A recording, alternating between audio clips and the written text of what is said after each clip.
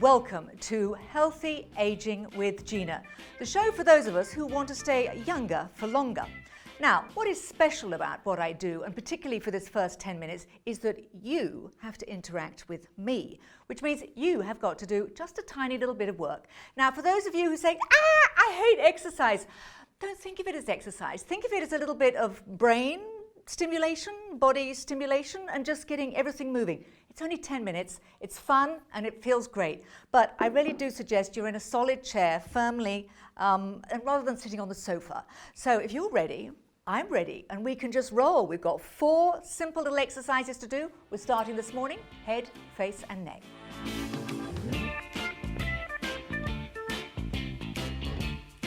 Okay, we're starting with head, face, and neck. So just slow circle. Now, the golden rule with these exercises is the voice of the body is always wise. What that means is you listen to your own body. If it hurts to do something, don't do it. You might only be able to do a very small movement, and that's okay, but it is loosening up these joints. So we're going to stop in the center. Now we're going to roll the head back the other direction. Round we go. If it feels a bit creaky, I hope you're not picking up the creaks in my neck, because I can hear a few. These are movements we don't normally do during the course of a day. The more we move the joints, the easier we feel. All right, we're going to stop in the center. Now we're going to keep shoulders down, the chin is up, and we're just going to turn and look over one shoulder. And again, you don't force it, you just turn it as far as is naturally comfortable for you.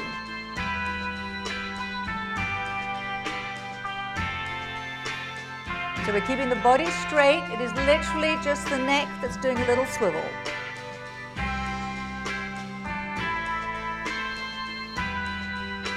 Side to side.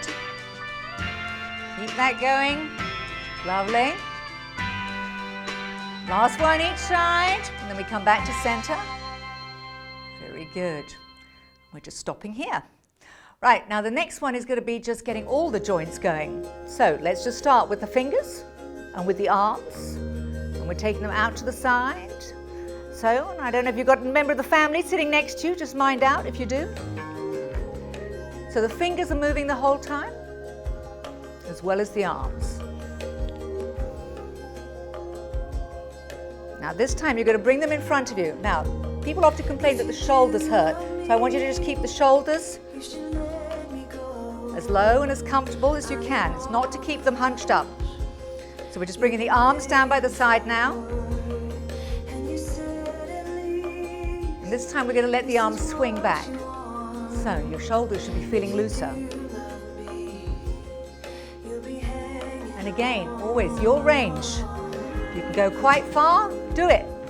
If you don't want to go too far, you don't have to. All right. Now we're going to take one arm up and one down. Change sides. And we can do things slowly while you find the pattern, and then we can take it quicker. Going quicker up and down each side. Nothing difficult. You're just getting joints moving, body moving. So we're using the shoulder, we're using the elbow, we're using the wrist, we're using the hands. Last one each side. Now, I want you to make sure your back is against the back of the chair. So walk it back if you need to. And you're just going to lift your feet up. And you're just going to point the feet out. And the hands.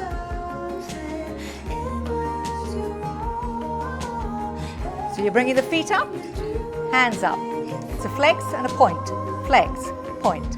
Now alternate it. One hand, one foot down. Now this is why it's also a brain health exercise, because you've got to give your brain different instructions. As you can see, we're doing down on one side and then on the other. Now you bring everything up.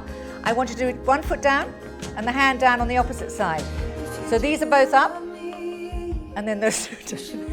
I tell you, it's okay. That's that way, right?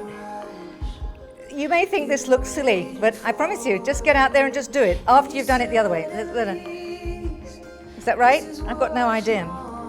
It is less easy than it looks because you're giving your brain instructions to change the pattern of what we've just done. Touch these feet to the floor. Got to keep it stimulated.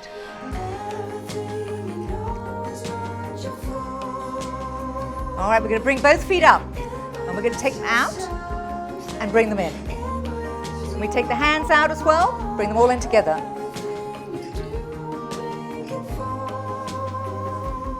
Now you change that pattern again, take the feet out, hand out afterwards, alternate them.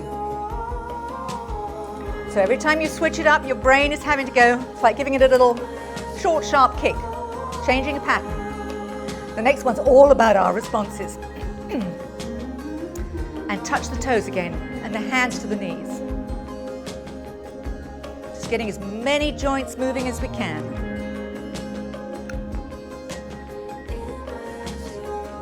Circle with one foot, one hand.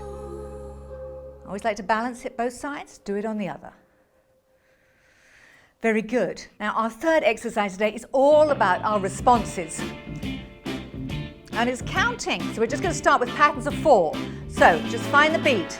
1, 2, 3. We're going to step out on the 4. 1, 2, 3, and 4. 1, 2, 3, 4, out. This time the 4 goes forward. 3, 4, 1, 2, 3. Take it forward. 1, 2, 3. Take it forward. This time we're going under the chair. 3. That way. 1, 2, 3. Keep it up. 1, 2, 3, 4. We're changing sides. 1, 2. Same pattern. 3. Go out. 4. 1, 2, 3. Take it out. 4. 1, 2, 3. Huh. Where do we go? We went forward. Next time. 3, 4. 1, 2, 3, 4. 1, 2. Count along with me. 4. We're going under. 1, 2, 3. Oh, that's right. 2, 3, 4. 1, 2, 3, 4. Good. Now we're putting both hands out. We're going 1, 2, 3. 2 hands on one knee. This is all about your reactions, responses. 1. Going to the shoulders. 1. Always on the 4 and the 4. 1, 2. Cross to the shoulders. 1. Cross to the knees.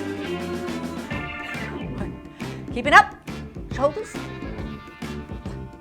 2. Cross knees. Clap side to side. 2, 3. Clap. 1, 2, 3, 4. 1. You keep the beat with your feet on the floor. 1, 2, 3, 4. 1, 2, 3, 4. Good. Right, that's 3. Number 4 is going to be a little bit more work on the hips, knees and the feet. So come on, let's get them going. Last song. Got to give it some energy. It's been 10 minutes, or it will have been. Kick these legs out. So easy to do, sitting at home. No excuse for it. You can tell people you've been exercising with Gina. You'll find me on YouTube as well. And we're going to take the heel out, side to side. Heel, toe, heel, toe, heel, toe.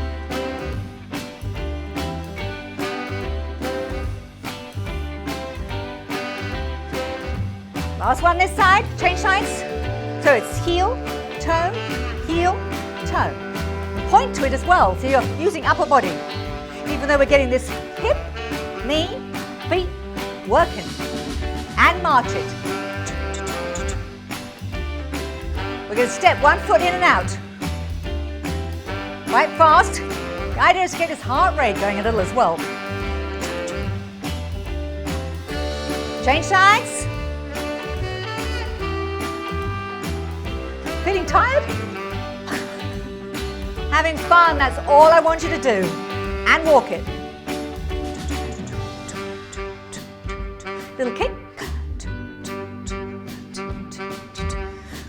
Flip the hands as well. Arch these feet. Elbows. A few little rainbow taps. One side. Change sides. Keep it going. Goal is you've got to keep going as long as the music's going.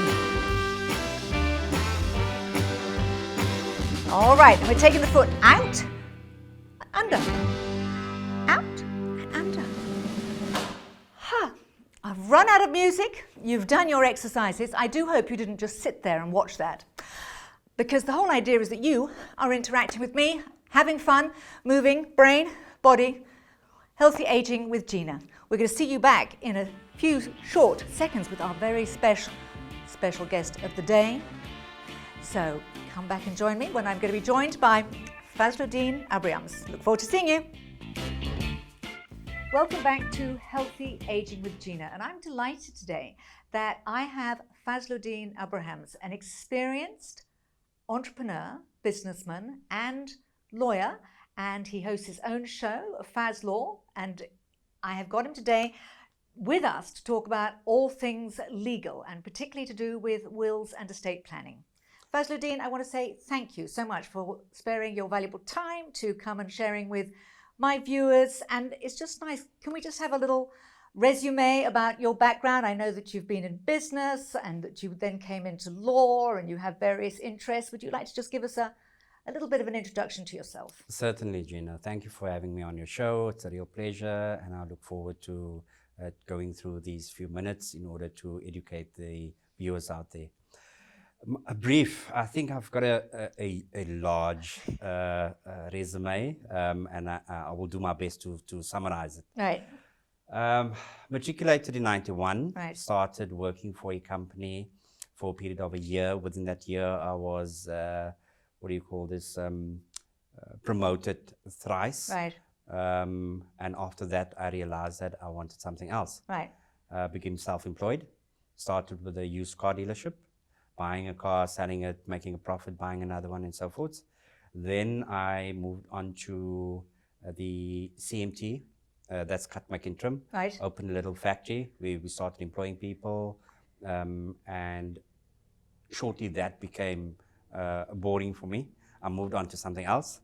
I then started the network marketing, direct selling, Right. table charm. Right.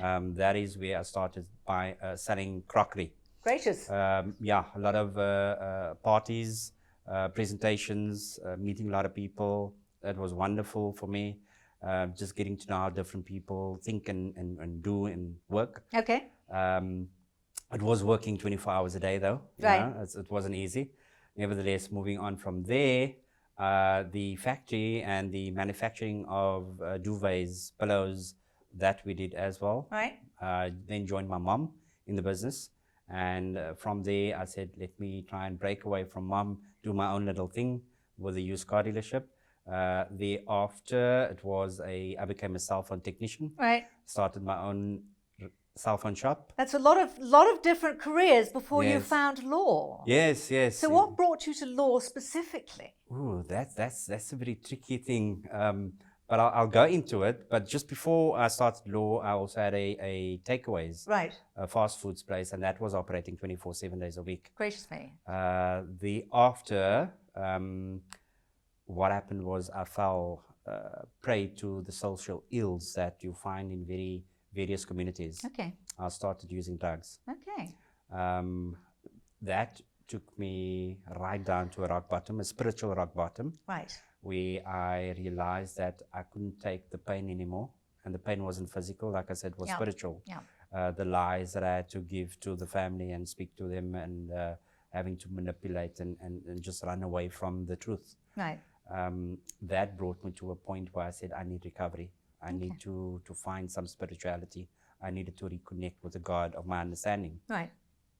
And I think that was the best 34,000 Rand that I ever spent booking myself into a rehab. Did the 21-day program. After that, I joined a fellowship, and I put my all into the fellowship in the recovery process. And thereafter, then I became a real estate agent. Okay. Because that whole recovery program afforded me an opportunity to be a better version of myself. Right. Education being one of it. Okay. What we call a pink cloud. A pink cloud is you're flying high, you're you're all energetic and you want to be a productive member of society, Right. compared to be previously being a menace to society in active addiction. Okay. And so the first education that I afforded myself was being a certified estate agent. Right. Practiced for a few years, and then I had an estate agent where he worked for me, and I wanted to give him hope because I could see that he was very down. Right. He was hopeless. He came down from a PE, Right. and he kind of like blamed a lot of negativity in his life on other people. Right. And me being Easier in to point the finger. Yes, yes. So I gave him an opportunity, and I said, what will give you, I asked him, what will give you hope? Right. And he said he's very passionate about law. Okay. And I said, if that is what will give you hope, allow me to assist you in gaining hope. Okay. Mustering up the courage to face life on life terms and taking personal responsibility for your life. Right.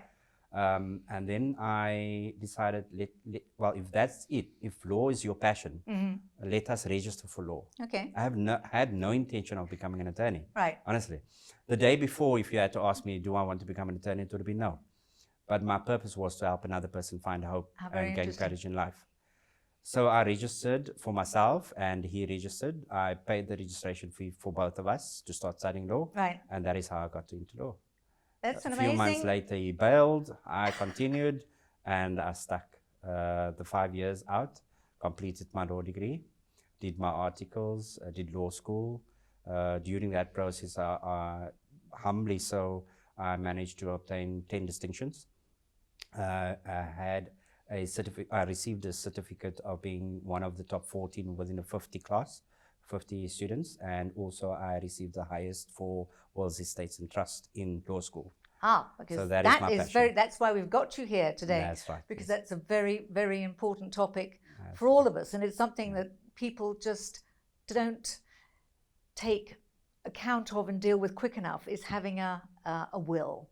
So Certainly. wills and estate plannings is what we'd love to kind of pick your brains a little bit about today. My pleasure. So, and it's that distinction. Maybe can we just explain to the viewers what the difference between a will and estate planning? Sure.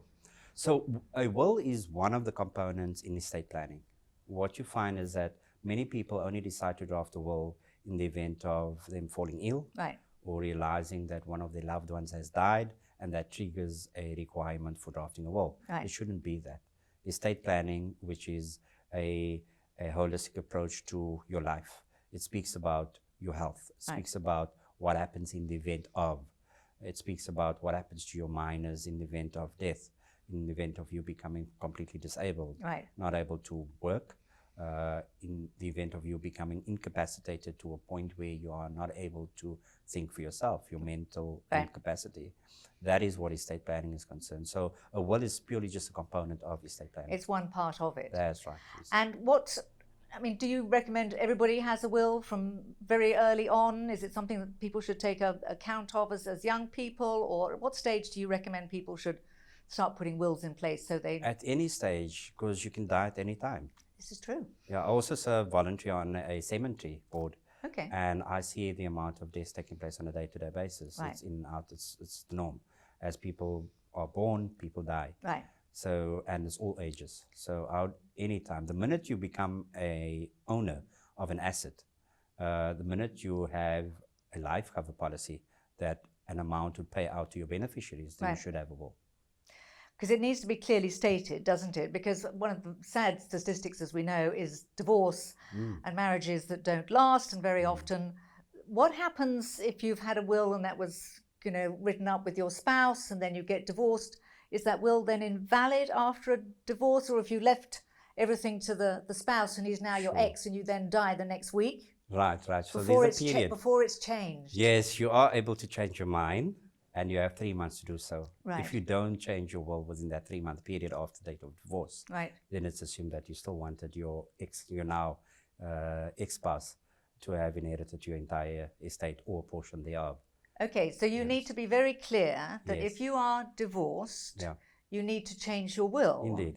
Because you've got 3 months, and if you don't do it, it can revert. It stands, the will stands. That's frightening. Yeah, if you die within that 3-month period, then the will won't stand. I have to say I changed mine the day we separated, so it's yes, and things Yes. like usufruct, which Yeah. is, maybe explain that to people, because people hear this phrase and often don't know what that means. Yes, the word usufruct is a Latin term, and it's if you break it up into parts, the use and the fruit. Now, in the Roman times, there were farms, so the fruit would be the fruit that is bared on the farm itself. Very good. So the fruit that grows on the trees, and that would be the income, right? So in today's times, the use would be the use and enjoyment of the property, Right. and the fruit would have been the rental income Okay. that you can accumulate on the property itself. So many people, before they die, they would transfer property over to their descendants. Right. And they would say that we're selling the property to my son on the condition that a usufruct is recorded, Right. registered within the title deed. That protects the parent Yep. from living in the property until death. And if they choose to move out of the property, they're able to rent out that space and receive the interest, the rent, which is the fruits from that property. They also, in what you find in the will, for example, in estate planning, you find that the couple who's married in community of property, they decide to mass their estates. So when massing is ultimately where the couple who's married in community of property, they join Right. the estate, and they say that in the event of the first dying, we will mass our estates, Right.